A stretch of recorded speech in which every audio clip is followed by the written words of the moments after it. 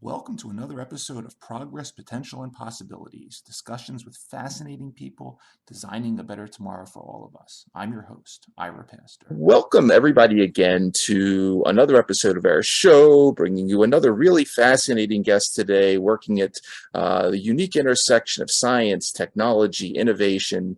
We have the honor today of being joined by Rear Admiral Lauren Selby, who is the 26th Chief of Naval Research at the Office of Naval Research for the United States Navy, an organization which is responsible for science and technology programs of both the United States Navy and Marine Corps. It was established by Congress back in 1946, ultimately with a mission to plan, foster, and encourage various areas of scientific research to maintain future naval power and preserve national security.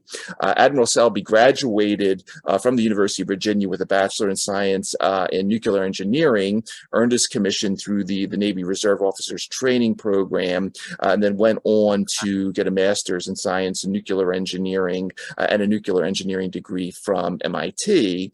Admiral Selby's shipboard tours include time on the USS Puffer, the Pogy, the Connecticut, as well as commanding the USS Greeneville and Pearl Harbor, where during these assignments he conducted several deployments to the Western and Northern Pacific, as well as Northern Atlantic and Arctic Oceans.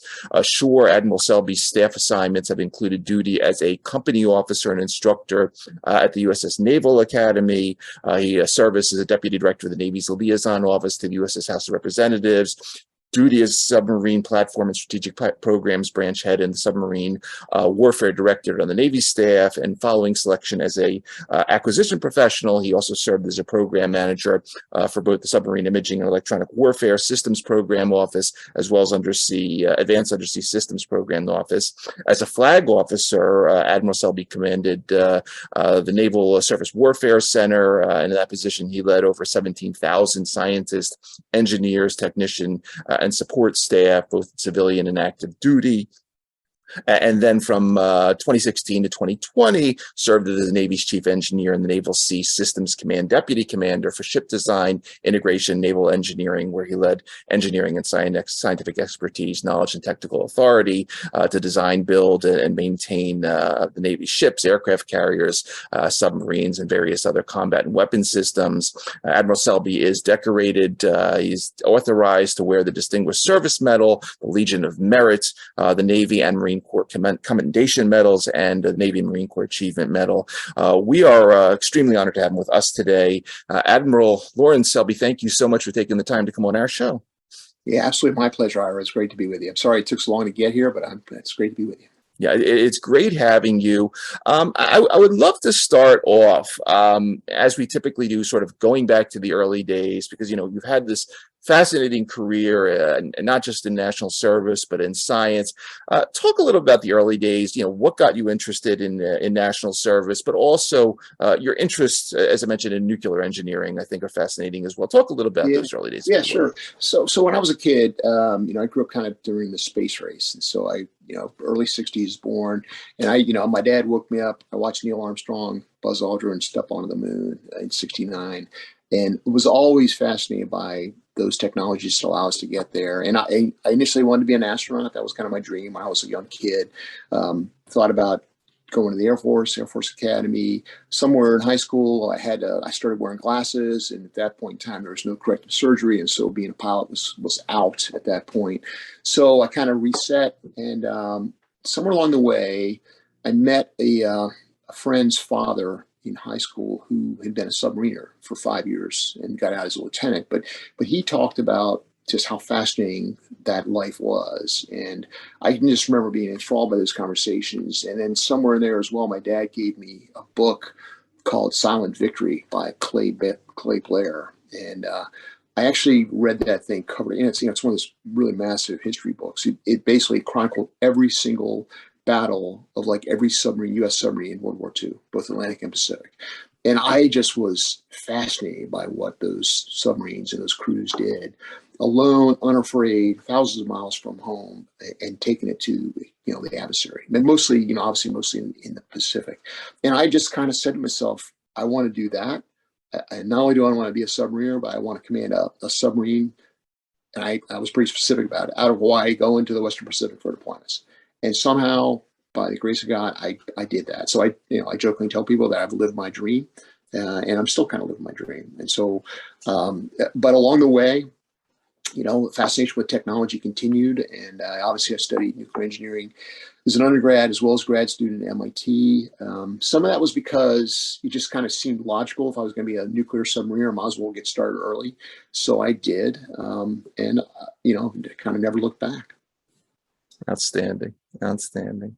And here you are, the head of this amazing research organization, and we have, as a show, been honored to profile some of the members of the various research teams, folks like Brett Vaughn, who came on and talked a little bit about artificial intelligence in the Navy. We also had a show with Dr. Patrick Rose, who is involved in synthetic biology, not something that you normally think about the Navy, but it just sort of shows the expanse of sort of the different research domains.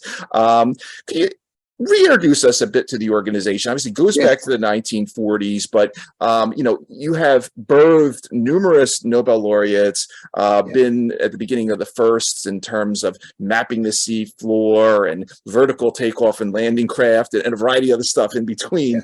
Take us through a little bit of that, of why it's such an exciting organization to lead.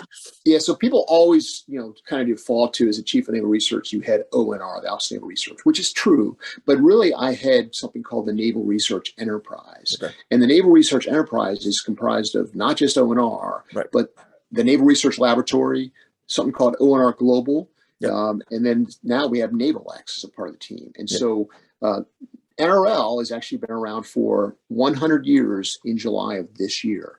So July of 2023, we celebrate the 100th anniversary of the establishment of ONR.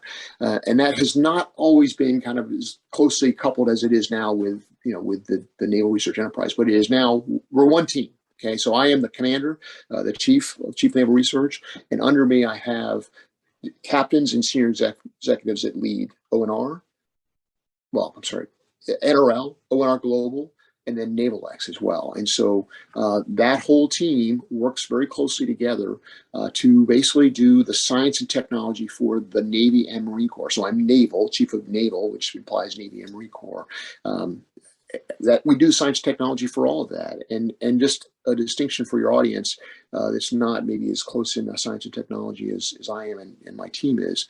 Science and technology really encompasses everything from that very basic, we call basic research, that usually comes in the form of grant money that we give to colleges and universities around the country, and then also in some select cases around the world, to study some phenomenology that they think has potential relevance to a naval application. Okay, it might be something in a petri dish, you see in a microscope, some electronic phenomena they discovered, but we start at that very basic level, 6 points, that's called 6.1 in budget parlance, 6.1 basic research money.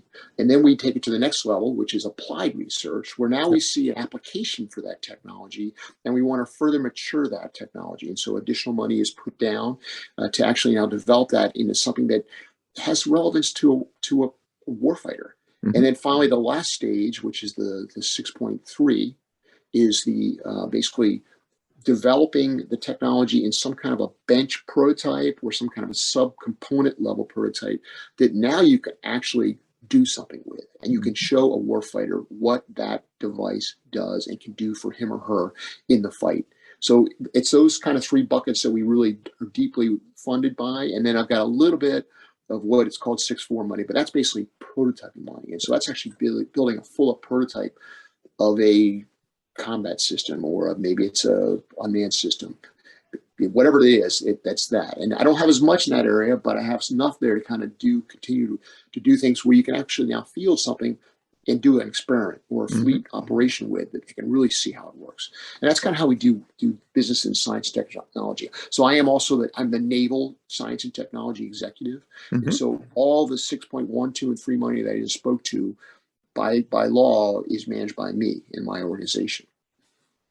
Excellent.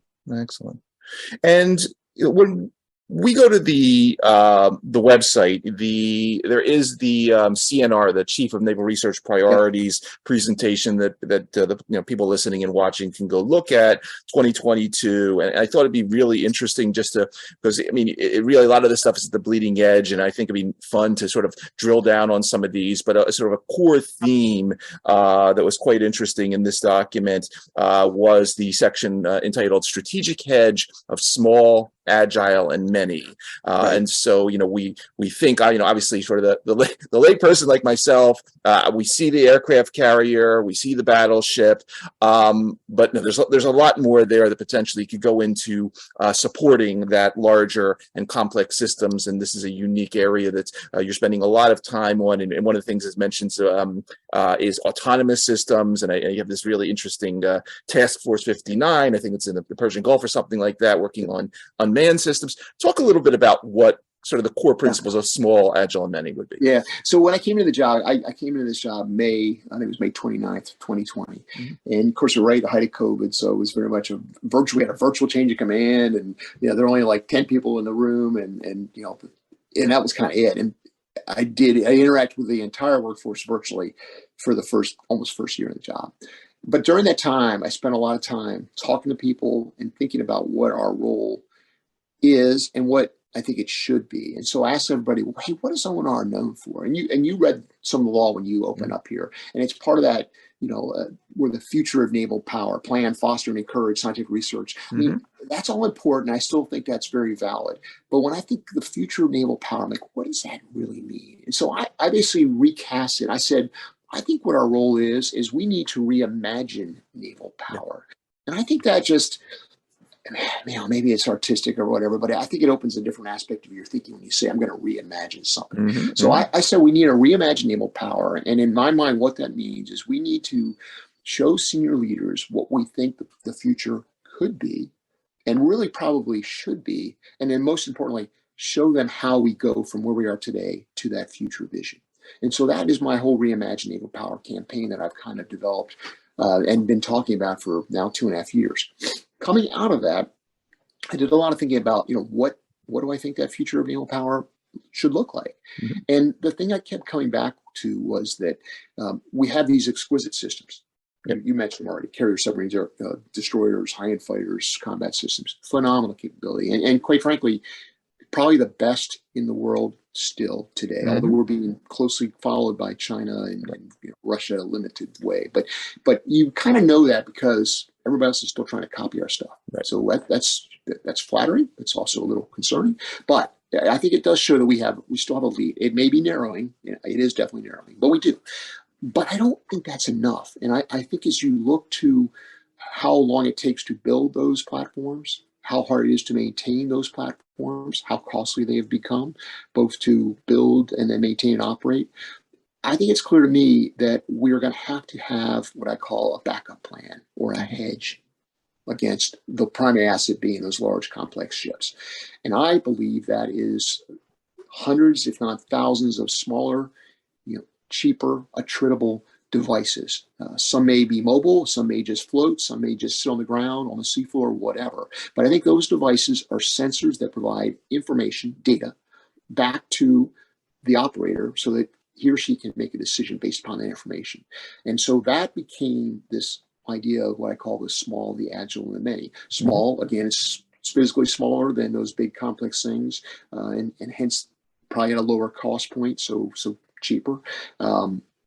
Agile, both physical agility because they're small and highly maneuverable. That's important. But I think the most important part of agility that I really speak to is agility in the sense that I can change and adapt and modify the design, what it looks like, what it sounds like, what kind of RF it puts out, what kind of signatures it putting out, I can change that rapidly. So as the adversary gets wise to whatever the thing is, we can change it on the back end. Maybe it's done with software changes.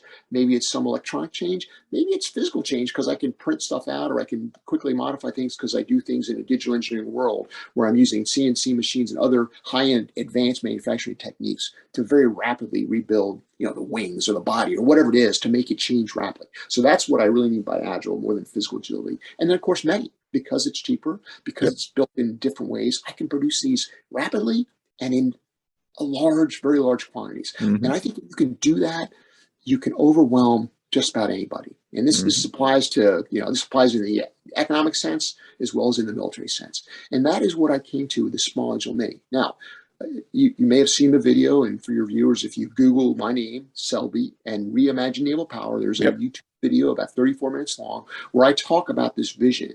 That was back in November of 21 that I put that video out.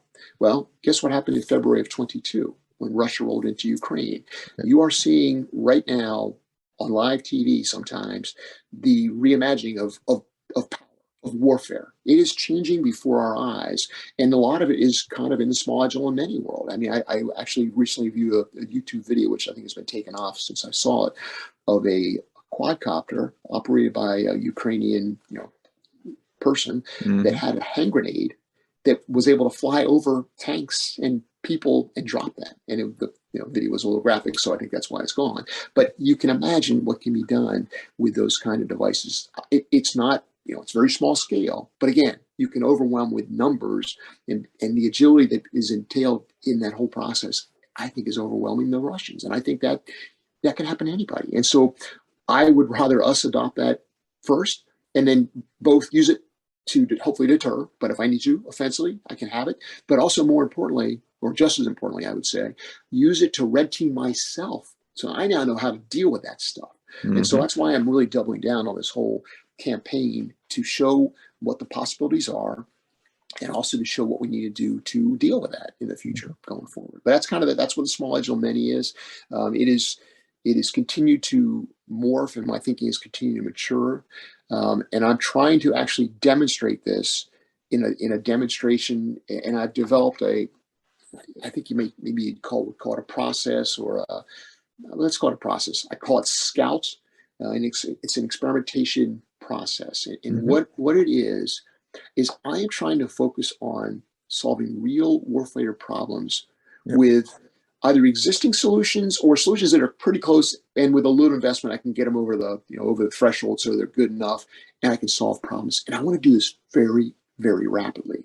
So the first problem set that I chose is one that's, it's kind of benign, but important. How do I help the Southcom commander find illicit trafficking and drug runners in her area of responsibility?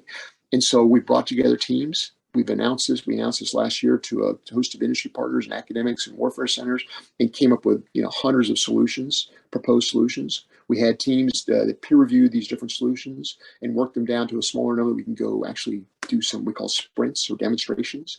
Did those, some in the laboratory, some modeling and sim, some in lakes and warfare centers in Indiana and other parts of the country, and we're able to demonstrate what those technologies can do against the proposed problem set. And we're actually now working up to a live in water demo, in a few months in a relevant area with real contacts, and really making this thing more about the data than it is about the thing. So the thing's interesting, but I really don't care about the thing as much as the data that comes from it. It might be acoustic data, it might be radio frequency data, it might be electro-optics, it might be infrared, it could be any kind of data. But I'm trying to collect as much as I can using very cheap sensors that are autonomous or just floating in some cases. Bring that data into a central location, and then make it about the data and the analytics I apply to data to go find the anomalous behavior that just doesn't fit in, that might just be a drug runner or some illicit trafficking. So that's what I'm trying to do. And I really think that we need to develop a mechanism of doing this kind of all the time. And I would start small, pick some focus problems, show how this can work, and then scale up and out over time. So that's what I call Scout. Excellent, excellent. Yeah, I meant to. I neglected to mention the ability, sort of when I was reading through the document about, as you were just mentioning, your support of the counter narcotics Yeah. missions, and we. About a year ago, no, maybe a year and a half ago, Brian Drake from the DIA came on. He was talking about this Operation Sable Spear. They're trying to monitor where all the damn fentanyl's coming out of China.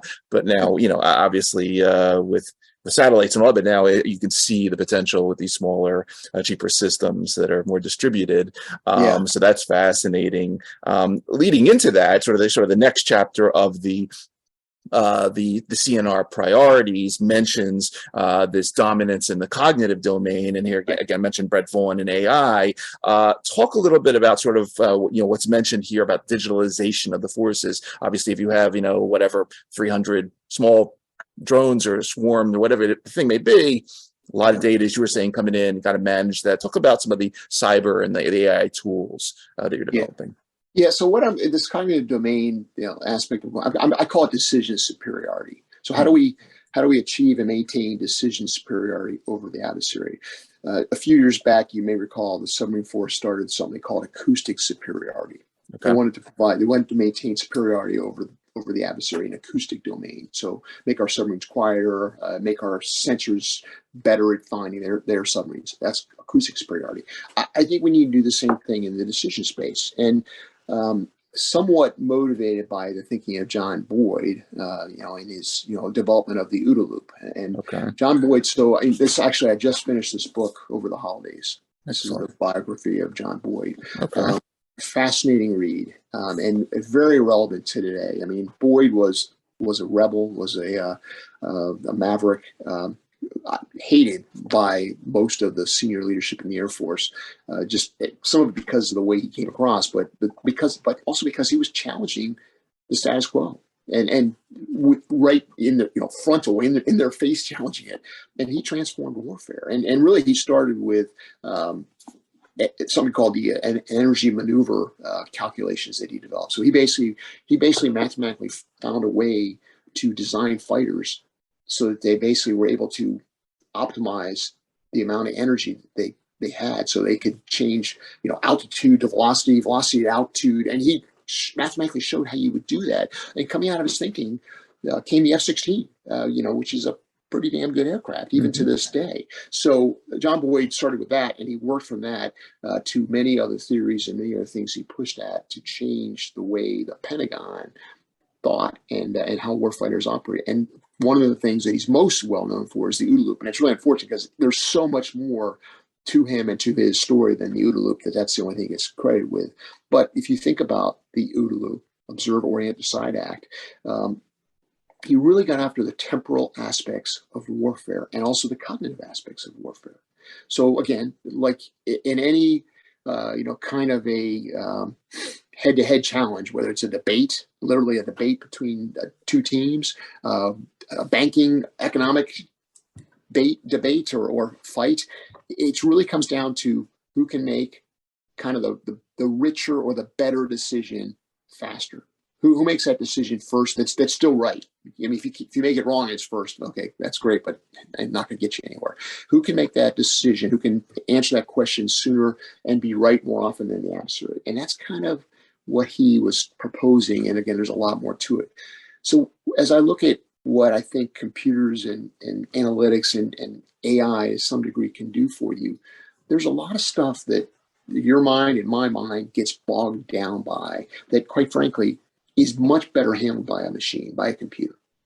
And what we have struggled to do is how do you separate that out and then present the information back to the human in a way where he or she can now act upon it and make a decision that is, again, informed and hopefully righter. That's probably not a word, but if I'm righter than you are, then then I win. So how do you do that? And so I've got a team that's looking at that. And again, we're looking at everything from the cognitive science, how your brain functions, how your eyes assimilate colors and positions on screens, and all of that's a part of it, as well as how do I parse the data in a way that I can now take the things that are, concrete kind of things that a computer can do really rapidly, and then separate out the things that are more abstract that you and I can do better. And then work those in a complementary manner so that I can be faster than the adversary. And again, we're talking microseconds here. I mean, if I can just shoot a few microseconds off of my decision cycle and my time to act, that may win the day. And so that's what I call decision superiority. And it's kind of just getting going. But I think there's something really to that. And if you think about OODA, so OODA loop is observe. So that's really your sensor, bringing in information. Orient yourself with respect to situational awareness. Where am I? What's my rules of engagement? What am I trying to achieve? And then decide, making the decision. And of course, act. Act could be shooting, listening, looking, disabling, whatever it might be. Maybe I'm trying to hide. I mean, but if I can do that middle part, that orient and decide faster than you, then I think I can beat you more often than not. That's kind of the space I'm going after in this decision superiority. So it's a fascinating topic, and again, I got some really smart folks looking at this and see how do we operationalize that. Yep. So that's what we're trying to do. Excellent. So, Admiral, a couple miles I mentioned before the show from where I am in Philadelphia is the United States New Jersey battleship, and used to take my kids on it all the time. And while they were amazed by the sort of the big guns and the cruise missile turrets and all that, the one thing was the most fascinating to them, I remember, were the phalanx guns, and had this really small weapon that could shoot off whatever 6,000 rounds a minute and all that. And going into the strategic plan in the section of asset protection, you mentioned sort of some of these new tools like the small projectiles, but there's also stuff in here like directed energy, hypersonics, and strangely enough, even though I'm a life sciences guy, I've done a couple episodes on these just because laser beams are cool and hypersonics are cool. And there's a lot of neat stuff that comes out, not just from the military side, but talk, whatever you can talk about, obviously. Stuff is on the bleeding edge in terms of asset protection. But when we get into some of these science fiction type things, whether they're for national defense or potentially learning, how I could fly to Australia for lunch and go back to pick up my kids. Take us through a little bit of some of the stuff. Yeah. So some of this is with our existing fleet, we've got kind of the fleet we have, and think about the timeline for building ships and having new classes of ships. It's going to take decades before the fleet drastically changes, right? It's a very slow process, and you only introduce a few ships a year. So you've also probably heard about the kind of missile exchange ratio we've got with, say, a partner like China, a country like China that has many missiles, many shore-based, many at sea. And if we're in their backyard, it becomes equally hard for us. And so the exchange ratios are not in our favor. So we've got to find ways to enhance the defense of those platforms using other means than just missiles. Again, missiles are great, but again, you only carry so many on a platform. And when you run out, you kind of need to go back pretty far to reload. So we're trying to find ways to utilize other systems to defeat those incoming threats, missiles, UAVs, whatever that might be. And clearly lasers is one. Smaller projectiles is another.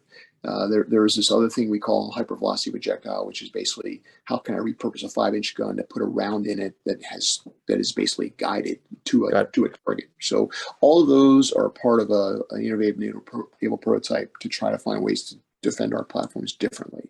The challenge still comes down to, though, even if I have the exquisite systems added to an existing destroyer, say's weapons kit, it's still going to come down to how do I now decide which of those different systems on which ship in the strike group takes out which incoming missile, say, or incoming threat.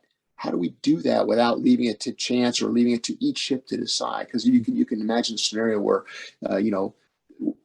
3 ships are shooting at the same missile, and now you've wasted 2 of your 3 projectiles going to take this thing out. How do I optimize that? And we also think that artificial intelligence can help you with that. And so there's several programs underway to work through the mechanics of how you assess the threat, and then based on the laydown of your own forces, with the known weapons on each platform, the known geometry to the different incoming contacts. How do I optimize who takes what shot first? Who no kidding has to wait until the last possible minute or second to take out the thing with the phalanx, which is very close range. Who how do you do that? And convince that CO or that ship's crew that, hey, this is actually the most optimal solution, and it's the best way to take out that contact. Mhm. When your inclination is, I want to get that thing when it's 50 miles or more out, right? That's your inclination. You want to kill that thing when it's far out there. You don't want to wait Right. till it's like a mile away. But it might have to wait till it's a mile away based upon the geometry and the weapons mix and what you got available. So that's what we're trying to do with AI to help the operator, help the humans, make those decisions and basically tell us what it recommends, and then we get to say yay or nay, and then it takes action. Build today, win tomorrow. The section on Naval STEM basically sums up, look, we're working not just on the next generation, but the next generation, these tools that are not cutting edge, they're bleeding edge. We need the next generation of folks coming along to come to Office of Naval Research and not to work at wherever else they may be attracted. Talk a little bit about the importance of developing this future workforce, training them, but also inspiring them to come to Office of Naval Research and other important organizations like this to protect our country. And then talk a little bit about the equity component here, because there is a whole section on historic colleges of color and the need to reflect American society. Absolutely. So when I came in the job, one of the first things, they're doing the briefs of all your different responsibilities. They said, oh, hey, by the way, Admiral, you're also the Naval STEM executive. I'm like, oh, interesting. What's that? And so they explained to me that you're the person for the Navy Marine Corps for basically advocating for and ensuring that our STEM activities are coordinated across the Department of the Navy. Which is great, because I, as a junior one-star, I used to go to these robotics competitions. I used to love doing that. I wasn't a judge. I would just go and kind of give a rah-rah speech, get the kids all excited, then walk around and just keep people motivated for what they were doing. So looking at the technologies we're dealing with, and you talked about a lot of these bleeding edge technologies, a lot of digital things, a lot of software-based systems. We need STEM talent. We need a lot of STEM talent. And when it comes to DoD systems and certainly naval type systems, you need to also have a security clearance to work on those systems. Well, guess what? You have to be a U.S. citizen to get those clearances if you're going to work on U.S. systems. And we don't produce enough STEM graduates today that are U.S. citizens to fill the ranks. And it's not just O&R; it's across the entire ecosystem. So it's the government, it's the actual uniformed military, and then it's of course the industrial base and the academics that support us. So we need to up the game on STEM to get kids excited earlier, keep them excited, and then hopefully attract them to the workforce. So the STEM activities that I do, I don't really, I do care, but I don't really, in a sense, care if they work for me directly at O&R, or if they work for some defense contractor that's supporting the Department of Defense. That's okay too. So we just got to work this as a team. And so we've done a lot over the last several years to really up the ante on STEM. And one thing, and this is a result of COVID, we had to go to virtual on some of our STEM activities because we couldn't bring kids into warfare centers or laboratories. And so we did some of these internships virtually. Now, it's not ideal, and it definitely is not the same as going into a laboratory and, touching a capacitor or a resistor or building networks. So it's not the same. I got that. I totally get that. But it turns out, and, it makes sense, you can actually reach more people. And if you kind of change the way you do this, you can actually maybe even inspire people. So one of my really smart folks said, hey, why don't we do like a video series, and we interview different scientists or engineers to talk about who they are, where they came from, why they got into the field that they're in, why they think their field is really cool, why they think it'd be cool for kids and others to maybe one day do what they're doing. Mm-hmm. So we did this, and we called it Naval Horizons. Yep. You can go Google that, and we've got a series of videos that are out. And so we've done a couple iterations of this over the last 2 years, where what we do is we basically say, go on social media and say, hey, we're going to put these videos on for the next 5 or 6 weeks. Mm-hmm. Anybody that watches a video and then writes me an essay on kind of what the video meant to them, and also how they see the future for the Navy and Marine Corps, what they think, mm-hmm. The future, if they were reimagining it, what would it look like? Right. They do that, and we really think they've actually done their due diligence. We actually send them a check for $200 to keep them engaged. So we've done this now twice, and I think it's getting folks excited. And we hope that it results in, we don't have the metrics yet because we're just only been 2 years in, but we're at least reaching far more people than we traditionally can reach by only offering a couple hundred scholarship or internships in a summer. Sure. Now we're reaching thousands. So I think that's impactful. We'll see, but we're still continuing to look for new other ways to kind of reach broader audiences, because we've got to reach more kids in general. And I'm also, to your last point about historically Black colleges and universities, I'm trying to diversify the team that comes to work, not just for us, but across the entire industrial base. And oftentimes you find, as you talk to younger kids or kids in maybe high school about why they're not interested in STEM, even though their SAT scores show they should be, or whatever, some other indicator shows they should be, oftentimes they will tell you that it's because they don't see someone that looks like them doing STEM, at a more senior level. And so they don't think it's for them. And I think that's really sad. I think it's really sad. So we're trying to change that. We're trying to provide them leaders, an example of different ethnicities, different colors, different backgrounds, to try to show kids, look, there are folks like you, and we need more. And we're not going to get more unless we have more coming in the front of the process here and continue to work with us. And so we're trying to really do that. And so one thing in that vein that I've done, again, one of my folks say, hey, what if we worked with the historically Black colleges and universities and we provided some additional funding to them to, no kidding, fund one of their professors' time? So in other words, if you think about, okay, let's say if you're at MIT or Stanford or some other big well-known school, there's a very, very large endowment, right? So there's a lot of money that goes to those schools from alumni. And so as a result of that, they can afford to have many of their research professors only teach a handful of courses. Maybe they only teach one course, maybe they teach two, but they're not teaching a full course load. And so as a result, they have a lot of time in the laboratory, a lot of time to work with their doctoral students and then their postdoc students who stay on. So they can develop that expertise, they can develop that cadre of folks in PhD world that stay in this arena for their entire lives. Well, if you're at a school that doesn't have those same bank accounts, you may be working a full course load. You probably are working a full course load. Right. And so you have very little time to devote to research. So the thinking was, well, what if we actually paid for those professors' times to give them basically the ability to devote more time to research? So we still want them to teach a class or two because we think that's important to stay connected to students. But if they now have more time in the laboratory, they can start pulling students that get their PhDs and convincing them to stay, and trying to build this cadre of PhDs and postdocs that can then go into, the STEM field, for me or whoever in the STEM, or stay at academia, that's fine too. And trying to build those different schools into, maybe one day they'll become tier 1 research institutions like an MIT or Stanford. So that's what we're doing with that whole effort. Outstanding, really outstanding. Admiral, one other thing, at the beginning, when you mentioned sort of your portfolio, you briefly mentioned that Naval X also falls under your purview.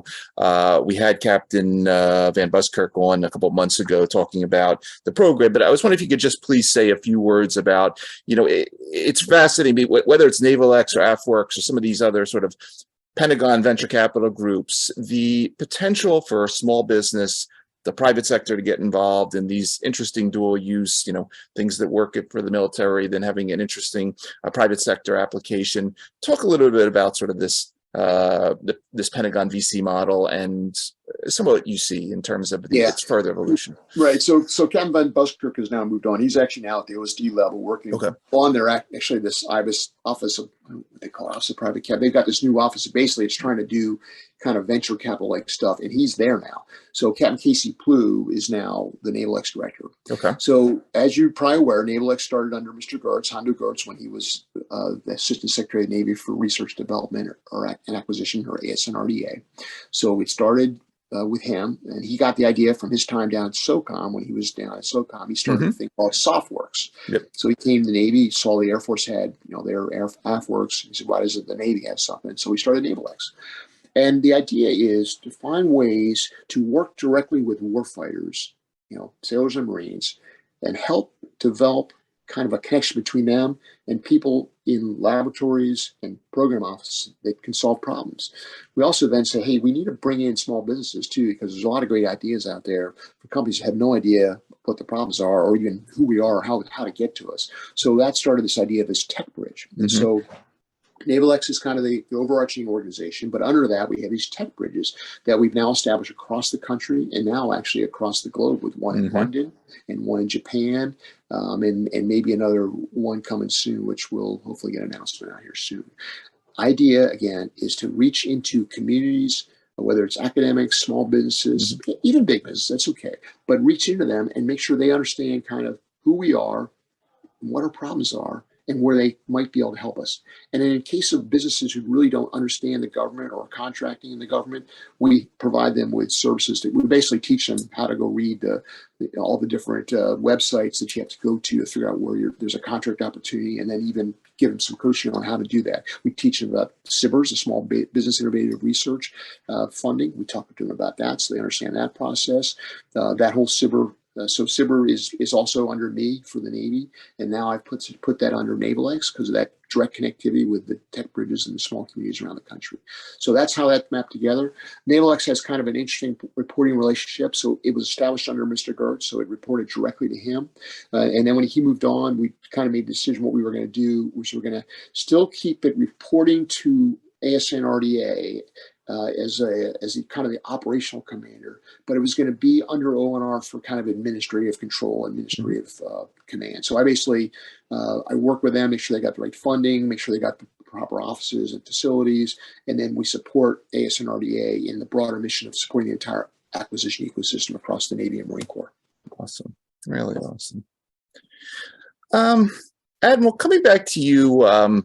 For a moment, I read in your bio, your early interest and your continued interest in nuclear engineering and application. Obviously, the last couple of weeks have been kind of exciting, not on the fission front, but on the nuclear fusion front.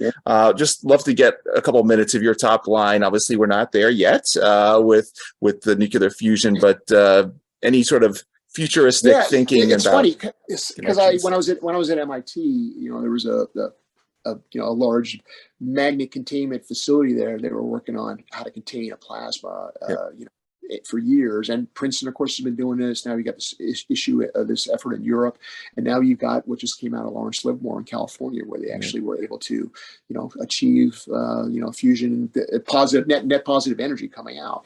I think it's incredibly exciting. There is a tremendous amount of engineering still to be done to figure out now how to take that and convert that into usable energy that can produce electricity going forward. But I think maybe for the first time in our lifetimes that we're actually, I think, within sight of it. And I hedge to say if that's 10 or 20 years, but it's probably in that range, which is pretty damn exciting. It'll come down to investments, collaboration amongst a lot of entities and a lot of countries that are doing this work, I think, to get there. But I think it's achievable. You look at kind of what's going on and, whatever your opinions are about global warming, I don't think there's any question that the CO2 is going up in our atmosphere. In fact, ONR has been a part of measuring that since the 40s, actually out in Hawaii. And it's clearly going up. There's clearly something going on with the weather. We all see that. Something's happening. And it's sometimes hot or sometimes cold, but it's definitely something's going on. I think it's clear we got to do something. I love this idea of kind of electrifying the economy, but the problem with that is, hey, guess what, folks? You plug that car into that electric socket. Where's that power come from? Right. And it's probably still coming from coal or oil or something else that's burning and putting CO2 in the atmosphere. So I think the only viable answer at scale that will be significant is nuclear. I think obviously fission is the first step to kind of get back to that. And we clearly still have fission plants, but as you know, since 3 Mile Island, we've been kind of, in really trying to bring that back up. I don't see any reason why we can't do that. I think we have proven, especially the nuclear Navy has proven, this can be done. It can be done safely. It can be done at all different scales of sizes of reactor plants. So I think that's a clear first step that we need to get to. But I think closely followed on the heels of figuring out fusion, because if we can unlock that is clearly, that's like the holy grail of energy production. If we can do that, I think that'll change the world in just really drastic ways that I think for the positive. So it's really exciting. And I am kind of a nuclear geek, and I still watch that stuff very closely. So Me too. Admiral, while we have you, any wrap-up messages, anything that I missed Yeah. in terms of the Yeah, strategic plan that you want to mention, please. You have the Yes, floor. let me just give you some thoughts here. So again, I've been in now for 36 years, and yeah, I would say the first 22 to 25-ish years of my career, I very much was kind of the nuclear mindset: follow the procedure, stay between the lines, follow the stay down the middle, don't stray too far from that. But I have clearly over the last 10 or more years, I started realizing that while that path is still important, and again, as I said earlier, those complex warships are still important, I do believe we're at one of those kind of transition points in history. And you can go back to many examples in history, but the most, well, an easy one to think about is kind of the period between World War I and World War II, where clearly we came out of World War I with this mindset that big, mighty battleships were going to be the thing that were going to be the rule the waves for the rest of the century, the last century. And clearly on December 7th, 1941, that all kind of drastically changed. Right. But there was this group of, mavericks and maybe rebels even, that thought that aviation and carriers were really important.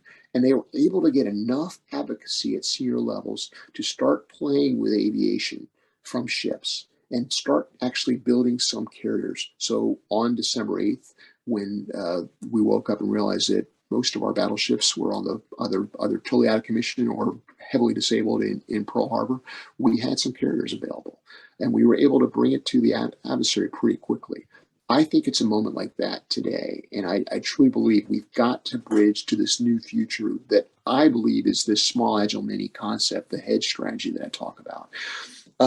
As you can imagine, change is tremendously hard, and it sometimes it can end careers. It can result in people being disgraced and clearly being discouraged to continue.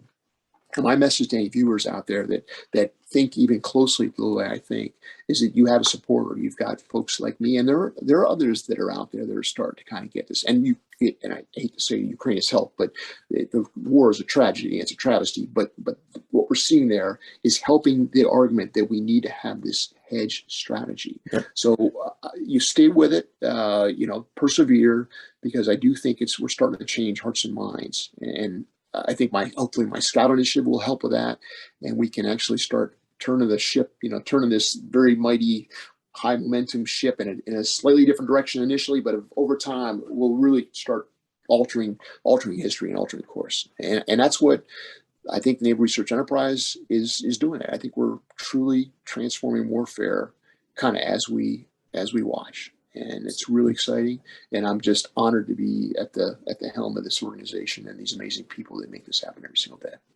Well, it's an amazing journey you've been on, amazing portfolio you're managing, and I'm glad you're doing it. And it's just been an honor talking to you and hearing about everything that is going to be coming out of this amazing research organization. Again, for everybody that is going to be listening to this particular episode of our show across the various podcasts or watching on the YouTube channel, you've been listening to Rear Admiral Lawrence Selby, Chief of Naval Research, Office of Naval Research for the United States Navy. Check out his video on YouTube, Reimagining Naval Power, also the Naval Horizon series for all the interesting STEM projects that are happening there. Admiral, I want to thank you for taking the time out of your very busy schedule to come talk to us for a little while on these themes.